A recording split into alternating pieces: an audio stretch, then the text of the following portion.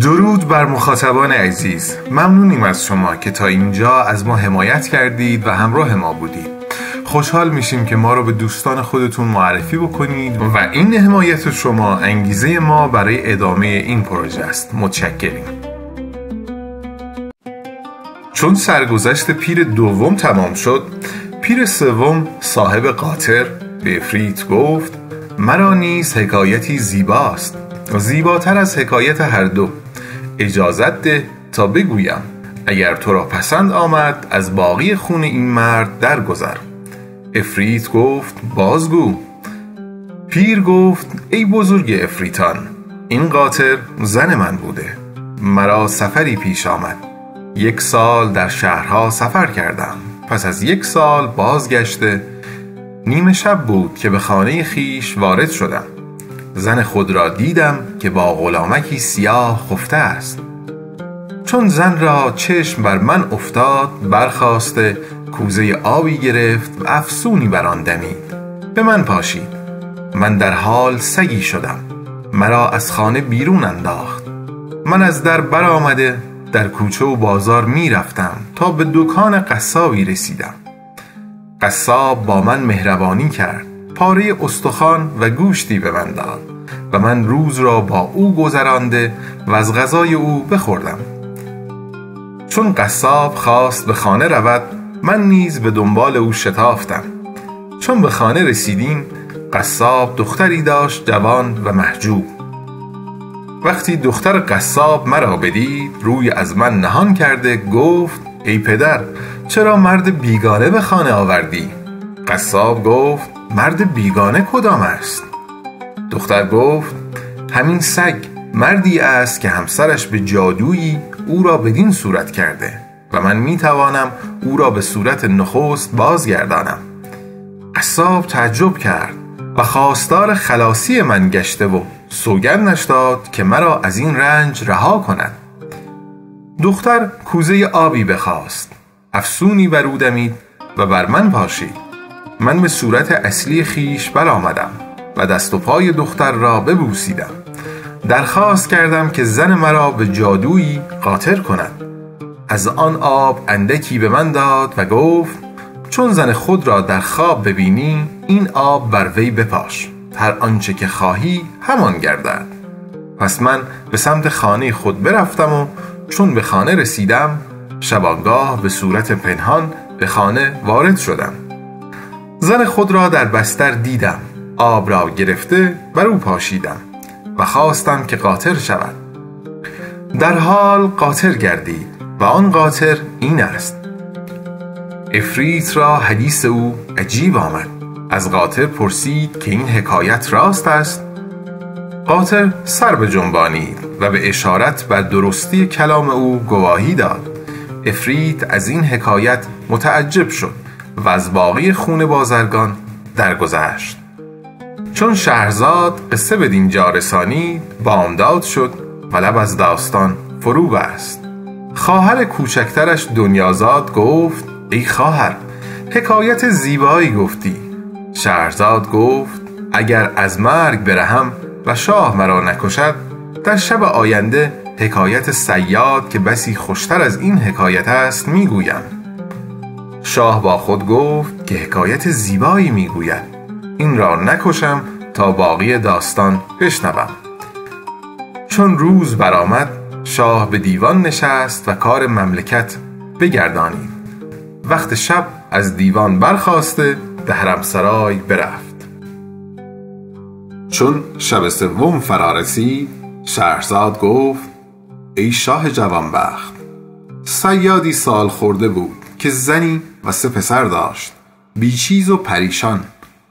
هر روز تور خود را بر می داشت و کنار دریا می رفت. بیشتر از 4 بار تور را در دریا نمی انداخت. روزی تور را برداشت و کنار دریا رفت.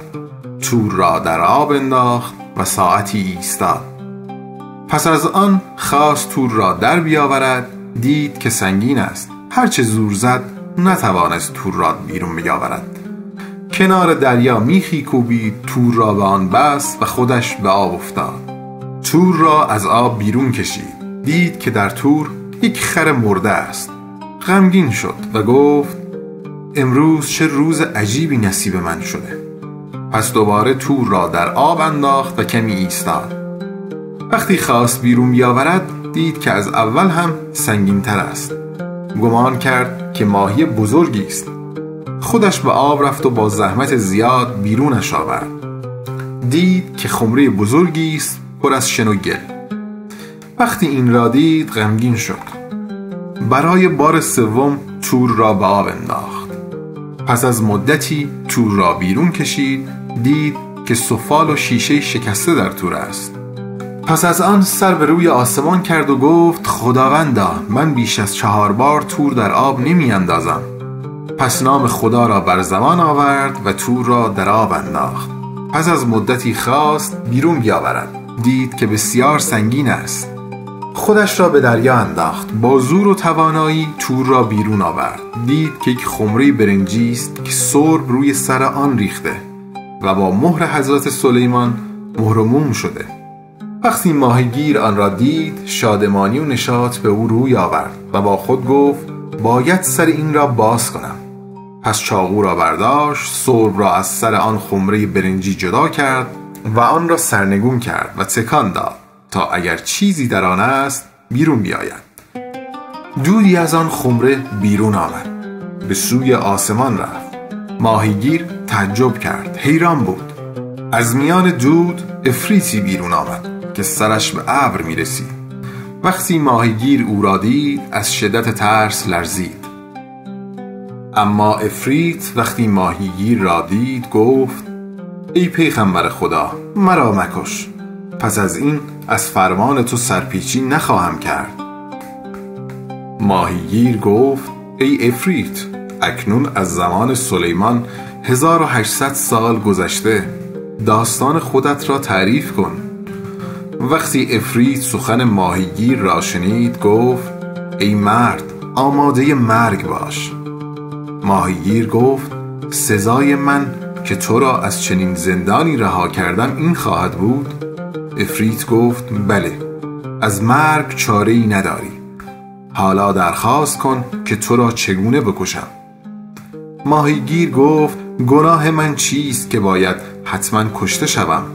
عفریت گفت داستان مرا بشنو. من و صخرالجن از سلیمان سرپیچی کردیم و به خدای او ایمان نیاوردیم. وزیر خود را نزد من فرستاد. او مرا نزد سلیمان برد. از من پرستش و فرمانبرداری خواست، اما من سرپیچی کردم. همین خمره برنجی را آورد و مرا در داخل آن زندانی کرد. سر آن را با سرب بست و مهر کرد. فرمان داد مرا در این دریا بیندازند. 700 سال در کف دریا ماندم. در دل قصد داشتم که هر کس مرا نجات دهد او را تا ابد از مال دنیا بی نیاز گردانم. کسی مرا از آن خطر نجات نداد. 700 سال دیگر ماندم. با خود گفتم هر کس مرا رها کند گنجهای زمین را به خاطر او بگشایم.